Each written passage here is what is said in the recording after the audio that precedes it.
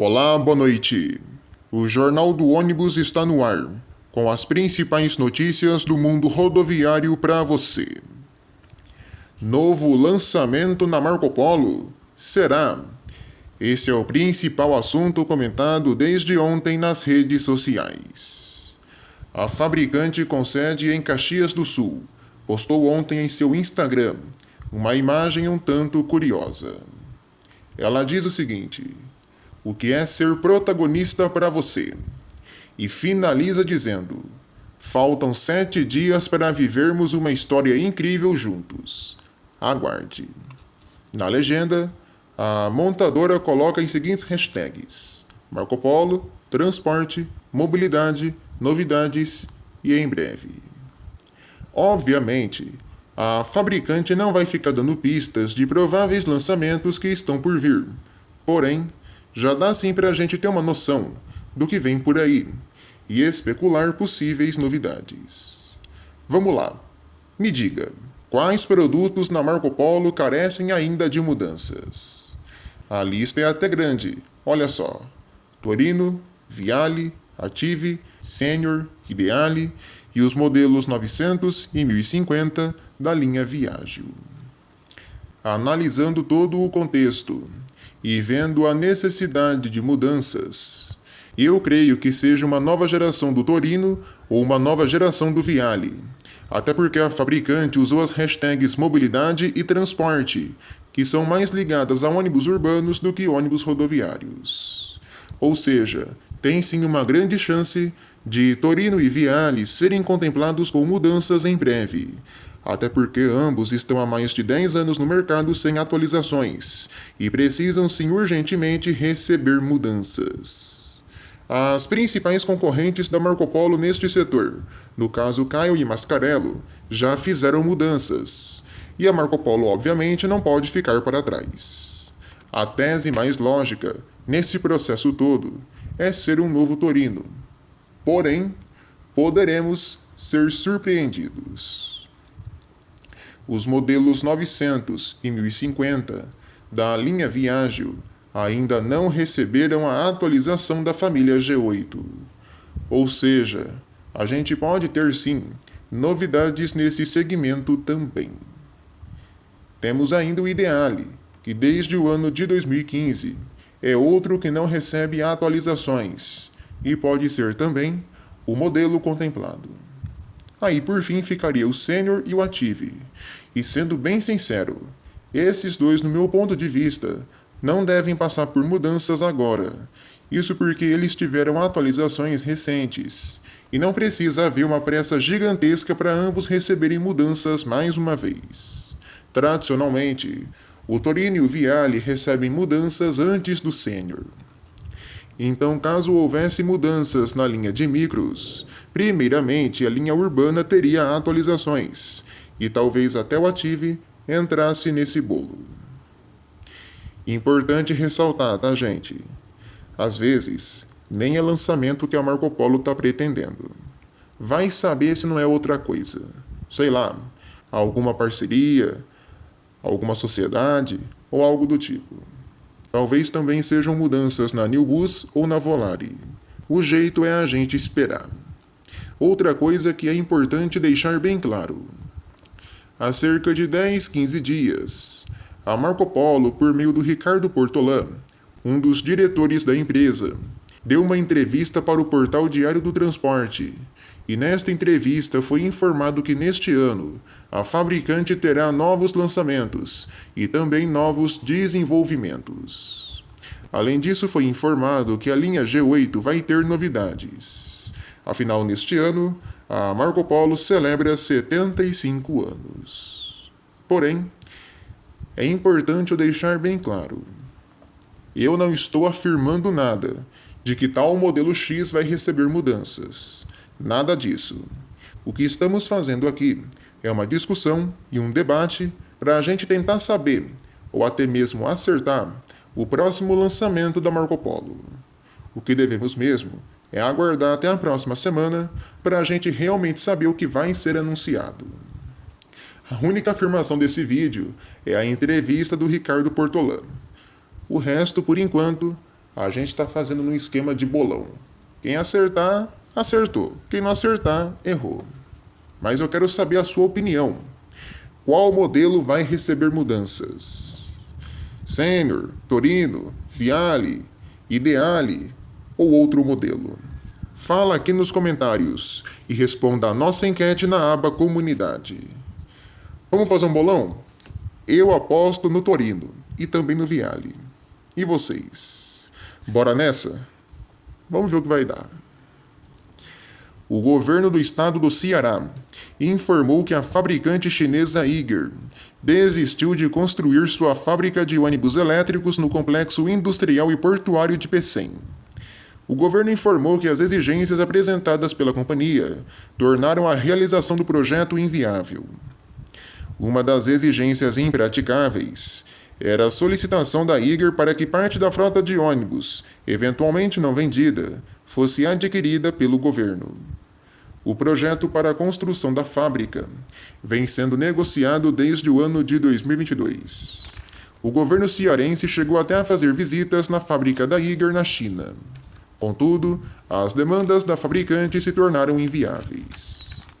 Porém, a Iger mantém a vontade de ter sua própria fábrica de ônibus elétricos no Brasil, como um ponto de partida em toda a América Latina.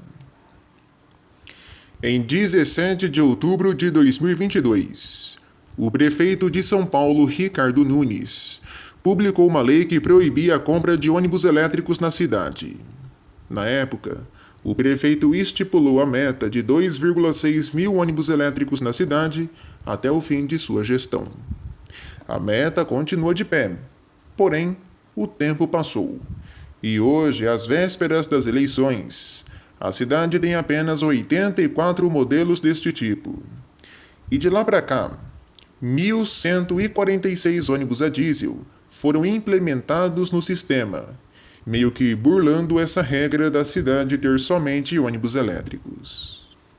A SP Trans, apesar de tudo, deixa claro que todos esses ônibus a diesel precisam ter sido adquiridos antes da publicação da lei lá de 2022 e com comunicação prévia pela empresa de ônibus. Porém, as companhias informalmente dizem que a frota está envelhecendo e a renovação precisa acontecer. Importante a gente deixar bem claro: o contrato com as empresas de ônibus lá da capital paulista deixa bem claro que a partir de 2038, nenhum ônibus da cidade pode emitir gás carbônico. Porém, a administração municipal está esquecendo de um detalhe: a infraestrutura. Hoje existem prontos nas montadoras de ônibus cerca de 200 ônibus elétricos para São Paulo, porém esses ônibus não podem vir para a capital, justamente pela falta de infraestrutura. Resumindo todo o contexto para vocês, o prefeito Ricardo Nunes quer porque quer os 2,6 mil ônibus elétricos. Ele pode até querer, mas sabemos que até o fim do ano essa meta não vai chegar nem perto de ser cumprida. E sabe por quê? Ela não vai ser cumprida. Primeiro, as fabricantes não têm tanta estrutura para produzir esse tanto de ônibus elétricos em apenas um ano. Isso demanda tempo, e certamente não vão ficar prontos até o fim do ano esses 2,6 mil ônibus elétricos. E um outro ponto, que é o mais importante: a infraestrutura. As garagens de ônibus não têm estrutura. São pouquíssimas em São Paulo as garagens que têm realmente uma estrutura necessária para receber esses ônibus elétricos. E um outro ponto: a rede de energia. A gente viu recentemente as fortes chuvas que deram lá em São Paulo e o trabalho demorado da Enel para retomar toda a rede elétrica. Por exemplo, suponhamos que deu um temporal muito forte em São Paulo e uma garagem de ônibus da cidade ficou sem energia. Suponhamos que essa garagem tem uma frota de, 50 ônibus elétricos. Imagine só o prejuízo. 50 ônibus que não podem rodar porque a garagem não tem energia. Tem que se pensar nisso. Ou seja, Não adianta a cidade de São Paulo querer ter tantos mil ônibus elétricos se não tem a infraestrutura necessária. E pode ter certeza, as empresas por debaixo dos panos vão continuar comprando ônibus a diesel. Até porque, se elas não compram ônibus novo, independente de ser ônibus a diesel ou elétrico, a idade máxima da frota permitida é de 10 anos. E a SP Trans não quer saber. Deu 10 anos, tira do sistema. Senão, a empresa leva fumo. Infelizmente é assim. Complicado, minha gente. Não é fácil, não. A seguir no Jornal do Ônibus, as notícias que estão em manchete no mundo rodoviário. A gente volta já já.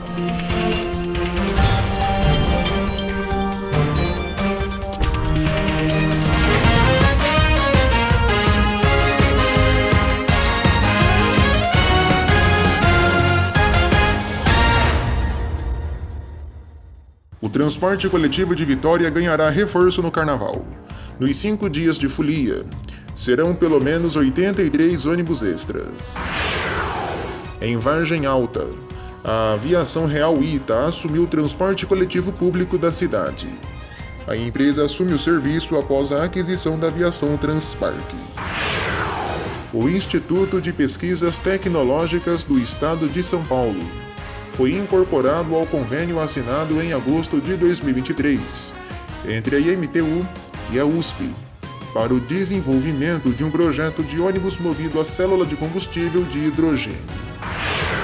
A Artesp convocou empresas de ônibus para operarem no trecho entre Penápolis e José Bonifácio, na região de São José do Rio Preto, que não vem sendo atendido pela Transporte Coletivo Célico há algum tempo. As empresas podem enviar as propostas pelo e-mail tc4@artesp.com.br. Essas foram as principais notícias em manchete desta edição.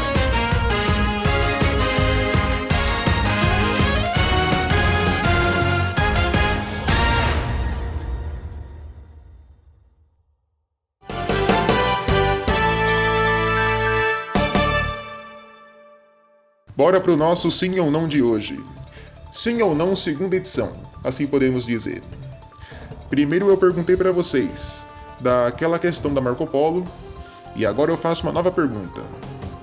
A pergunta é simples e direta. A cidade de São Paulo está correta em investir em ônibus elétricos? É realmente necessário neste momento? Sim ou não? Fala aqui nos comentários e responda a nossa enquete na aba Comunidade. Assim nós terminamos mais esta edição do Jornal do Ônibus, agradecendo a você pela companhia e pela audiência. Curta, comente e compartilhe nossos vídeos. Se você ainda não for inscrito, se inscreva e, claro, ative o sininho. Não perca também os conteúdos do nosso segundo canal. Nesta próxima semana, estaremos postando um movimento especial de carnaval na rodoviária de Maringá. Não perca, tá sensacional. O link do nosso segundo canal é o primeiro aqui na descrição. Não perca, acesse. Eu volto amanhã com mais uma edição do Jornal do Ônibus e as notícias policiais da semana no Expresso Alerta. Boa noite para você e até amanhã.